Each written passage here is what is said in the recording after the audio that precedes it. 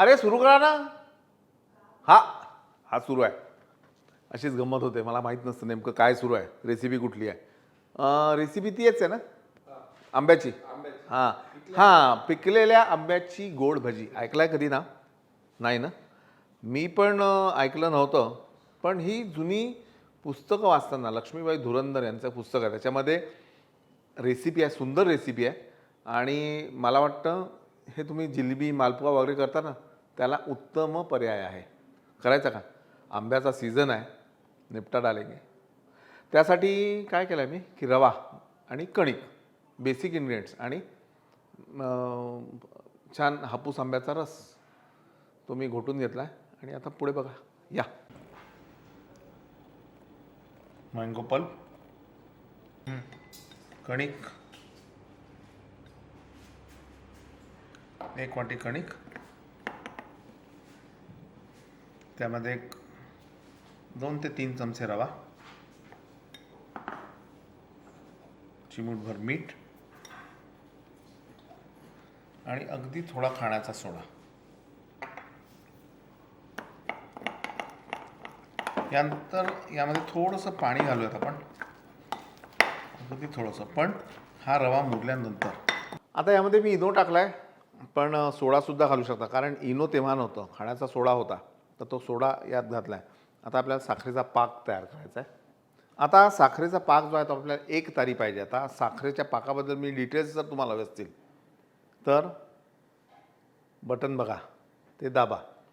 तुम्हाला याचे डिटेल्स मिळतील की साखरेचा पाक 1 तारी, 2 तारी, कच्चा पाक कसा करायचा पहा.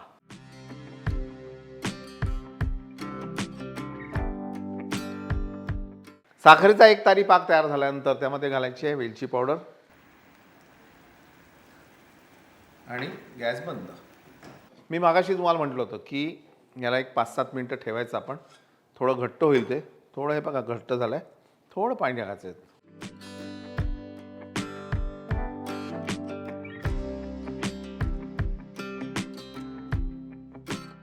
आणि यामध्ये इनो किंवा सोडा असल्यामुळे हे छान फुलेल.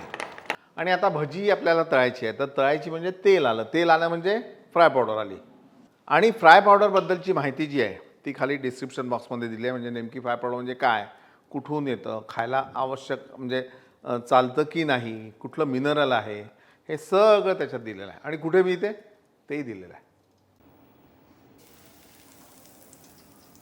ही फ्राय पावडर टाकली की एकदा असं हलवून घ्यायचं.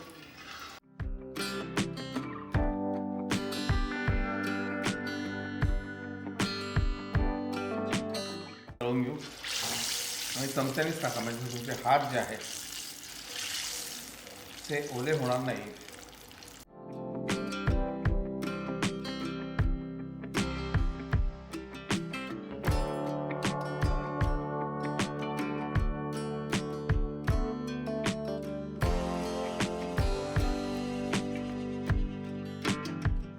पाकात टाकायचं.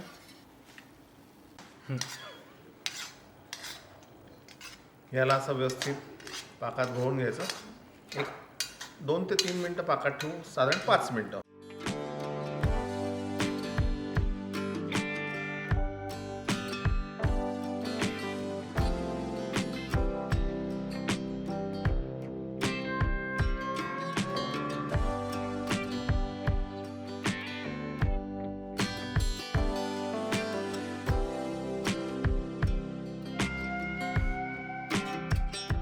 साधा सरळ सोपा प्रकार, अगदी आपल्या कोकणी माणसासारखा, पण अतिशय गोड. नक्की करा आणि केल्यानंतर आम्हाला सांगायला, कळवायला विसरू नका. विष्णूजी की रसोईच्या पेजवर किंवा मास्टर रेसिपीच्या पेजवर तुम्ही ही रेसिपी बनवून टाका, फोटो टाका, तुमचाही फोटो टाका. आणि ज्याचा फोटो, रेसिपीचा फोटो आपल्याला आवडेल, त्याच्यावर लक्षात येतं की रेसिपी कशी झाली आहे, त्यांच्याशी मी स्वतः बोलेन, फोन नंबर दिला तर. आणि काय करायचं आहे, मास्टर रेसिपी पाहिजे, पाहत राहा, लाईक करा आणि सबस्क्राईब करा.